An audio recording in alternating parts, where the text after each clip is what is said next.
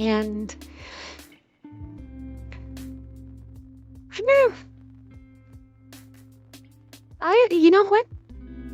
I wouldn't say that. I would not say that at all because, like, McDonald's is already uh, experimenting with 100% AI stores. They've already started the experiments. It's, they are stores that have no inside sit-down dining. It's all drive-through. It's robots that cooks the food, and it's AI that takes the orders and powers the robots to cook the food. The food is bagged by robots and then sent via conveyor belt to the drive-through window that the customer is at. Customer takes the bag out of a little chute or something and drives off. It's all 100% AI. There are no humans involved in it.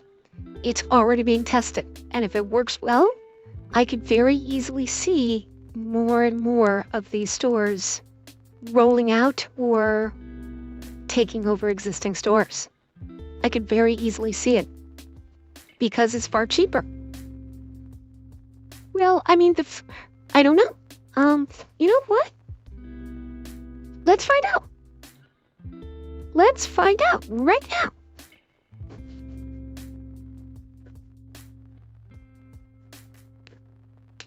Hang on one second.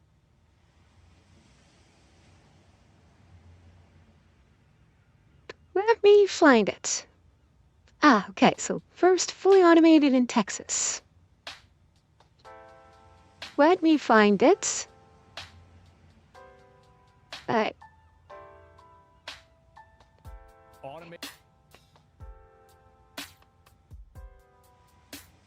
Okay. Oh, son of a... Automated AI. Damn it. Okay, well... Nope, hang on. Alright, here we go. So let's bring this up. So this is someone, he posted this 4 months ago.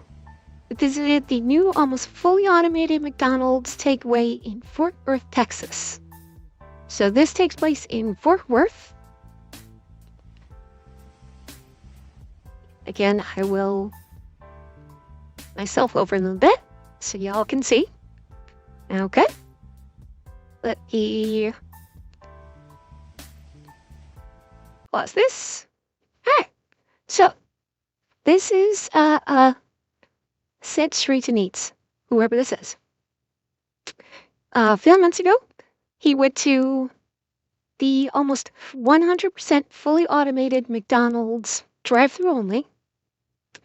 Meaning it's got a takeaway storefront in Fort Worth, Texas.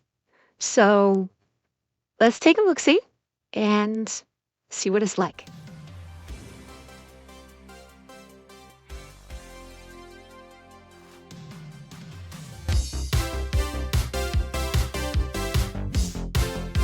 Actually, let me full screen this for you. There we go. Let's shoot. Welcome back to Set Street. Yeah. There we go. Okay. Scroll over here, and I'll make myself a little small for this.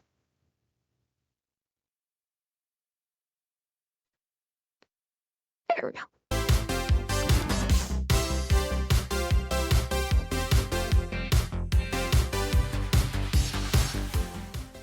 Welcome back to Set Streets and Eats, guys. I'm Chris Bauer.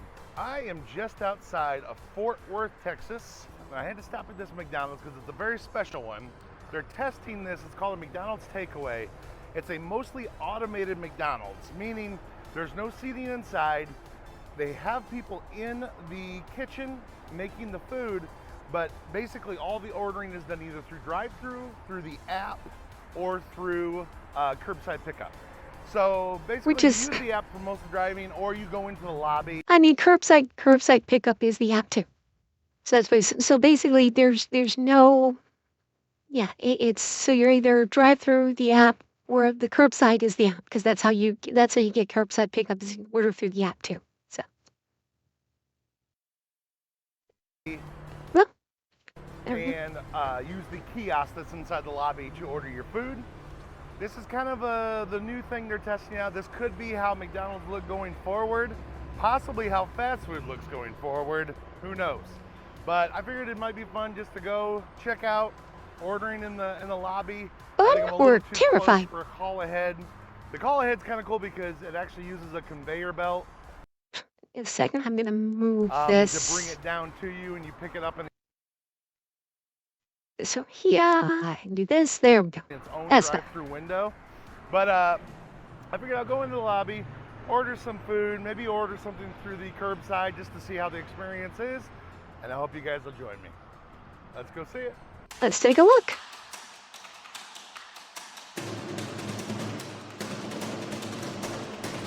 Blockbuster! Oh god, that's scary.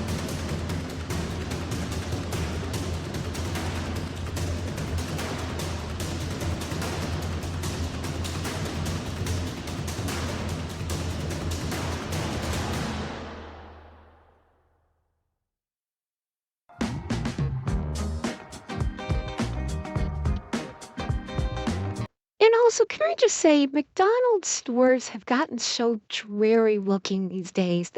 McDonald's stores used to be like fun and happy, and even the outside was usually like bright colors, and you could easily recognize a McDonald's when you drove by it because of how it looked. And now, for the last, what, 20 years? They're just these drab, ugly gray buildings that just have a big yellow M on them with a big yellow N up front. Like what? I saw a video about talking about how, they're not catering to, yeah, and the Happy Meal toys were great too. I saw a video how McDonald's is no longer catering to the young demographic like it used to, because now they're going away from family and it's just give me money. McDonald's has become all about fuck you, give me money. You have kids, okay, we'll throw them a little crumb and call it a Happy Meal toy, and you'll like it because we're McDonald's, so you will like it. You hear me? And honestly, the crazy thing is that the the company Tim Hortons in Canada, which is basically you would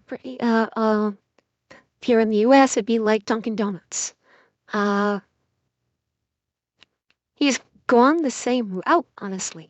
They've recently, like it used to be like a red and like a beige or a tan color that was very distinctly, you saw that color scheme, you knew it was Tim Hortons. And in recent years, they've gone to this darker, like a dark gray, similar to like this kind of gray, maybe even perhaps a little bit darker for all their buildings. They've I don't know. They're trying to change. Fast food is trying to. I think they're going for an quote unquote elegant look versus a versus fast food. They're trying to get away from fast food. Does McDonald's in Canada put maple syrup in fries? No, but you can get poutine in McDonald's in Canada, which is gravy and cheese curds. So it doesn't put maple syrup in fries, but it does offer poutine, if that's your thing. I have never had poutine in my life. I don't wish to. It does not look appetizing to me at all. So for those that love poutine, God bless you. But I am not going to eat poutine. It does not look appetizing whatsoever.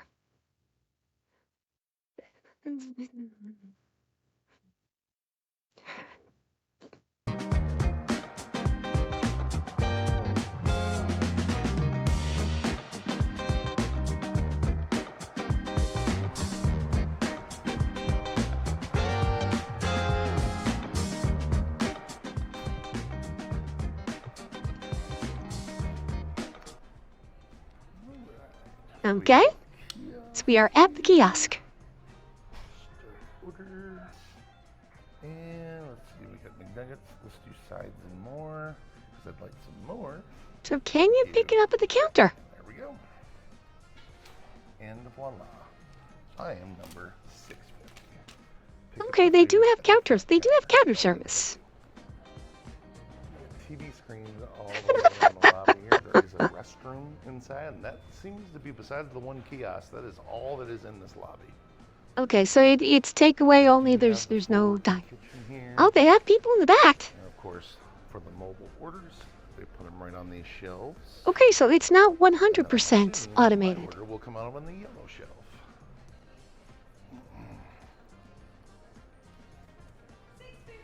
Yes. Thank you. Have a good one. Thank you. Took about 5 minutes. Got my food. It feels very hot through the bag. And they actually have people back there. Because there is no seating inside, as you can see. And we're going to eat these in the car. Nuggets and the fries are piping hot, which is awesome. And I haven't seen a 20-piece McNugget in a full box since the 90s. It's almost always 2 10-piece boxes. So I don't know if that's everywhere, but that's pretty crazy. Interesting. Bringing it back. So we open the McDonald's app. Let's see what goes good after some nuggets and French fries. Hot fudge sundae. How's he gonna get this? Said one looks like cement number. Pay and place my order. Okay. So apparently I was too close to do the pickup lane order, which is, I believe the pickup lane is where it actually brings it down on a conveyor belt and puts it out to you, and you never actually see a human. So I had to settle for curbside for the dessert. So it will be brought out to Interesting. me by a human. I was really hoping to see some type of robotic feature. There was a video I found online that actually had, it was probably when it first opened, but it actually had a McDonald's robot in the lobby that was bringing food out. My guess is that was a promotional thing right at the beginning. Yeah, it looks like something It you'd was see in quite slow, Japan, so not in the I'm U.S. guessing that didn't really hold up, but it's an interesting idea. Again, it kind of still goes to the current trend of McDonald's, which is, you know, they're, instead of inviting you in, they're getting rid of you. You know, give us the money, get out of here. I don't know. And that's not just McDonald's. Fuck you, give me money. Yeah. Get in, get out, leave your money at the door. That's kind of how business is going. The more the burn and turn method, the more people you get in the door, the faster you make the money, get them out of there, make some more money. I guess that's capitalism. That's the system we have, but it's losing a lot of its character, and you can't get more of a loss of character than inside of that restaurant. I mean, this takes the whole. Well, Wagyu, I would say yes. Because in the app, I myself don't get pickles on my hamburgers. I don't like pickles. But when I place my order through the app, whenever, when I've got McDonald's, I place the order with no pickles. Granted, the McDonald's that I've been going to are fully staffed by humans. So yeah, it would be, if we're talking about an AI cook, it would actually be a very simple matter of programming to basically remove when it comes to building a hamburger, when an AI controlling a robot builds a hamburger in a McDonald's or any other store, it would be a very simple matter to, if the customer requests no pickles, whatever, I'm speculating. Like this store obviously looks like it's not 100% AI. In fact, this quote unquote fully automated, it looks like it's a misnomer. I will try and find it after this. There is a burger place in New York, I believe, that is almost 100% AI. I saw it before. But it's a simple matter of when the robot is building the burger to simply okay, it says, all right, grill the meat, place the pickles, or place the ketchup, place the mustard, place the onions. And then when it comes to the pickles, like pickle count 0, so it skips that step and moves on to the next one. Um, well, the AI burger place that I saw in the video uses very much like McDonald's does. It has a touch screen kiosk where you place your order for the burger. I will. This thing's only got about 3 minutes left. I will find that video after we finish this up to see if there's more to this McDonald's, and I'll show you this like fully AI roboticized burger place. Shoebox designed to an even more boxier level. Um, so, I mean, convenient, sure, but I'd still rather have the old McDonald's, big time. This has zero character whatsoever. There's nothing in it that has any type of character. I guess the convenience factor really isn't that big of a deal. I don't think. I think fast food was already fast. It doesn't need to be even faster. I mean, it was good. I mean, we're trying to make things even faster when they don't even need improving. They're trying to make it cheaper. That's it. A lot of these changes are all about cost cutting. So you take away the interior seating of a building. Well, now you've cut down. I mean, look at the building size here. Look at this building size. This is literally half the size of your standard McDonald's building. So now you've eliminated half of your seating costs. You eliminated half of your structural costs. You don't have to worry about cleaning the seating area. You've now eliminated 1 to 3 employees who would partake in the cleaning process of the dining area or the restroom area. You've eliminated the electricity costs for lighting the dining area or piping music into the music area. You've eliminated those costs. So let's be real about this. This is not strictly about efficiency. This is about cost, because by getting rid of all of those things, you are eliminating costs as well. And therefore, more profit goes to the company as opposed to going back into the business to recoup, to pay for these utilities and these extra costs. I'm very curious how many people they have working back in the grill area. How many people are actually making food there? Because there didn't look like there was a whole lot of people back there.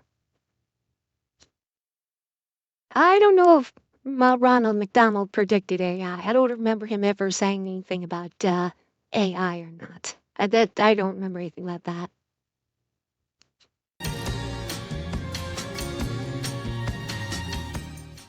I had one last thought before I go. It just occurred to me that I'm not wanting this new experience because it doesn't match the one I grew up going to, because McDonald's were this inviting place where kids could come in and play, and it was fun to be at. But the truth is... and that's another one, the cost of the play areas.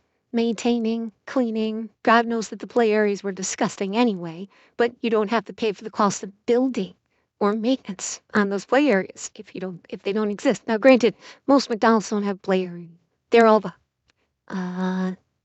I'd say there's maybe a handful that still actually exist. McDonald's started out exactly this way, where it was just a kitchen with windows around it, where you got your food, you went back to your car to eat. So truthfully, they're going back to their roots. And in that way, it's actually sort of nostalgic, which I can support. That feels like cope. So thinking of it in that aspect, I can get behind this new format. I don't know how widespread it will get. Yeah, that feels like a cope argument, saying they're going back to their roots, because If that was the case, then McDonald's itself would have actually come out and said, "We're going back to our roots of how things used to be, where it was, you know, where we didn't have seating." McDonald's would have actually, because that's what all these businesses use for selling points. They always pull the "we're getting back to our roots" argument, and they would have said that. So this feels like a cope kind of argument of they're going back to their roots. And I'm sorry, I just don't buy it. But I can sort of see it. This is really how McDonald's started. They're just going back to it. It kind of made me think of that because as I was pulling out of the parking lot, one of the workers was um, bringing food out to somebody else's car, and I had noticed that they were wearing blue shirts, but I hadn't seen what was on them. And her vest was open, and I realized it was a logo of an original McDonald's sign from the 50s and 60s with Speedy on it. And it just kind of hit me. I mean, that's literally what they're thinking. This is basically an old McDonald's without the golden arches. So No, that's not just what they're updated thinking. for the modern era. They get it Anyway, used. that's it. I think both of my feelings about it can be true. I don't like it, but I'm okay with it, I guess. So, thanks for watching, guys. See you next time. Bye.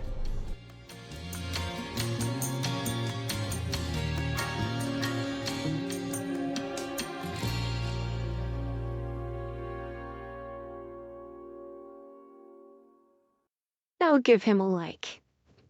But it's this is not going back to the roots. This is 100% not going back to the roots. Um, because eh, that is absolutely a cope argument. Because companies will always tout about going back to their roots. Always. They don't hide that fact because getting back to our roots for a company that was great, that has a long history of quote unquote greatness, they'll always go quote unquote back to their roots it, because that's a selling point. So if this really was a going back to their roots moment, McDonald's would have said something about it.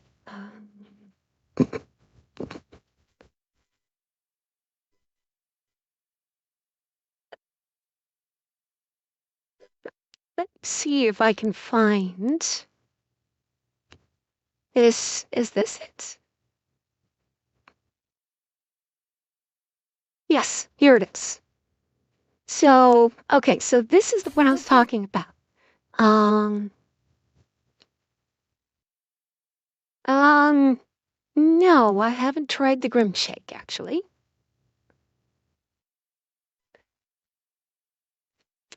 I mean, McDonald's shakes, I like them, but I'm always so very leery of them because number one, the machines are always broken. So half the time you can't get a shake if you want it. And there's a reason for that. Somebody actually get a very deep dive into the shake machines at McDonald's, why they're always broken, is because it's a horrible, horrible design. They are kind of designed to constantly break. But uh, the thing, like one thing I'm always leery with shakes of is this happened to me a couple times. I'm enjoying chocolate shakes. Uh, but a couple of times when I've got my shake, I'll go to, take a drink from my shake through the straw, and I'll get a huge chunk of strawberry in my mouth. And that just taints the entire experience for me. Because now it's like, I got this chunk of strawberry in my chocolate milkshake. So now whenever I get a chocolate milkshake, I'm kind of always like really suspicious, like, am I about to get a strawberry sucked up through my straw? Um, but like I said, that's if the shake machine is even working in the first place. I have tried the jam shake, and jam shake is good. I've liked the jam shake. It's been pretty tasty, but I haven't had the grimace shake. What flavor is the grimace shake? What is that? Is it like a grape kind of flavored shake?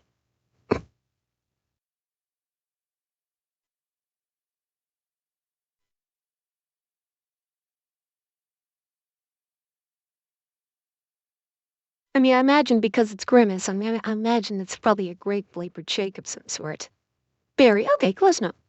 Yeah, that makes sense. So this is what I was talking about. This is let me pull it back. So this is what I was talking about, where it's like 100% AI and 100. It's a brain rot term. Why does that not surprise me? Everything can get co-opted into a brain rot term these days. So this is in California, and this shop is like 100% AI and robots. And this is the one that I heard about. It's not like a big chain restaurant or anything. This is just an independent restaurant. But this is what I would. This is the route I think things are going. The burgers at this Los Angeles fast food restaurant are classic, but the workers may be the future. Cali Express touts itself as the world's first fully autonomous restaurant. Okay, you're gonna help me get Wally to make me a burger, is that right? From facial recognition as you order, So go ahead and put in your order. Okay. I mean, that right there is scary that they're going to do facial recognition for your hamburger. That's the first thing right out of the gate. Facial recognition. So we'll do the burger with everything and some raw onion, of course. to the robot chefs behind the counter, almost everything here is made by machines. The fries by a robot called Flippy. Flippy is using his robot arm to grab a basket. He's going to bring it over here to this freezer, and we'll dispense an order of fries into it. Because a robot arm is just a robot arm, but the secret sauce here is the AI that really powers it.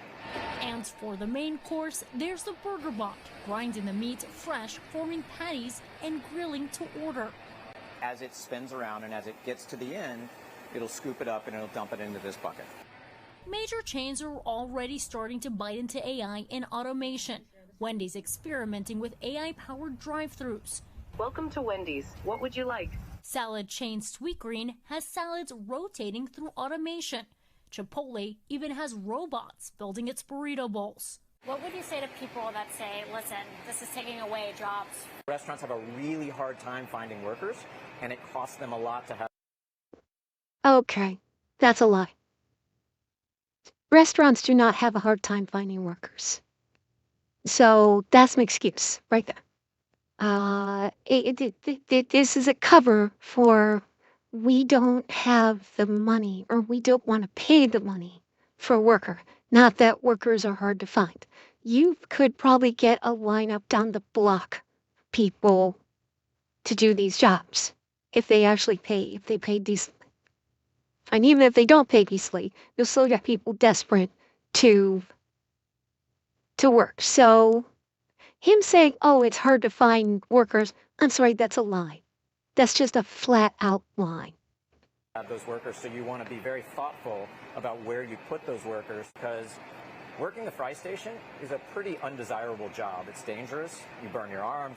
Automation will likely eliminate some jobs. That may be inevitable. They didn't choose that it's 30%. But Brian Justy, who researches labor practices at UCLA, warns an all-robot kitchen may not be on the menu anytime soon. I think there's a kind of significant smoke and mirrors trick happening here where you get claims of full automation. Because even at what they call the world's first fully autonomous restaurant, there's Genoveva. The robot helps me out a lot, and then I help the robot in turn. She makes these burgers whole, adding toppings and, of course, the bun. Something these robots haven't quite mastered yet. All right, let's try this. Not bad. A bite into the future, whether we're ready or not. Alwyn Lopez, NBC News, Los Angeles. Thanks for watching. So that's the, that's the fully automated, quote unquote, fully automated restaurant in California. So, yeah, they've got like one worker. They've got one worker who assembles the burger. That's it. All the rest is done by machines. And that one worker is all they need, because the hard part of the kitchen is cooking the food. And in an industry like that, that's the hard part, is the cooking. And robots are doing all of that. The assembling of the food, Okay, you got one human who takes 5 to 10 seconds to assemble the food and put it out. And this excuse that we're getting from that business owner saying, oh, well, it's hard to find people to work on a grill in a burger joint. No, it's not. No, it is not. Especially in California. In California, it is not hard to find someone to work in a kitchen at a burger joint. California has got, especially right now, has got severe unemployment happening because the tech industry is laying off so many people, and these people can't find jobs. And they're looking for anything. But this guy is saying, "Oh, we can't find anybody to work here, so we're going to put robots in instead." Yeah, you're trying to save costs in any way you can, because other than maintenance and maybe IT support, you're not paying the robots. You're not paying the AI. And they could probably work for God knows how many days, weeks, or months on end before you actually need to bring in a human to give them a tune-up or give them a software update or do a debugging. And you've now saved yourself thousands upon thousands of dollars by not paying a human being to do those jobs. That's what it's about. So this is a fallacy of, oh, we can't find people to work. Incorrect. Incorrect and a flat out lie, in my opinion.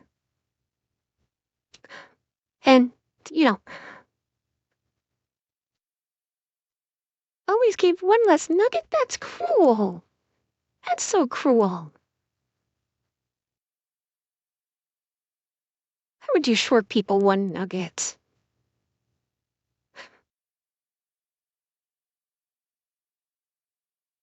Come on now, really? I mean, I don't have anything against anyone working in the fast food industry that kind of, snacks every now and then, but don't take it away from the customers. That's just mean.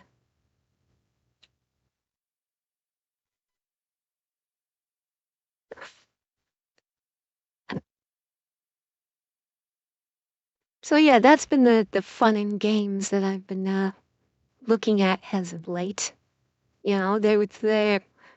With AI causing all sorts of joyous stuff, and that's been, that's the thing with AI. That's one thing that people worry about, and rightly so, is that AI is not going to be a supplemental tool that makes things more efficient. AI is going to be a replacement tool for humans. So humans don't have to be paid to work the job. That's the biggest fear, and you know, in some respects, it's a very valid fear. Um, and in big businesses, we are seeing things minimized and cut down. That McDonald's store is the perfect example, where you've eliminated seating, it's takeaway only, and so you're eliminating size of the store. Siri can message me. I don't anymore. Anyway, um, I mean, it can already do that. So one of these days, you're gonna. It would not surprise me at all if a couple years down the line, your massage with all the interconnected quote unquote smart things, it honestly wouldn't surprise me. It honestly would surprise me if you could get like a at-home automated masseuse machine that can be connected to your smart devices. Uh, that honestly wouldn't surprise me.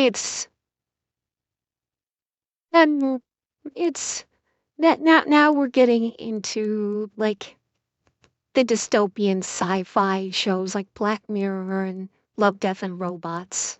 Um, if you haven't seen it, Love, Death, and Robots is like a short anthology. It's an anthology of a bunch of shorts that are usually about like 12 minutes long at most, 12 to 15 minutes long at most, of various sci-fi type stories and different styles and artists. And one of them was about a smart home that goes berserk and tries to kill its homeowner. Um, that's kind of feeling the way direction we're going. Not the killing the homeowner, but having such a fully uh, automated home. Yeah, the where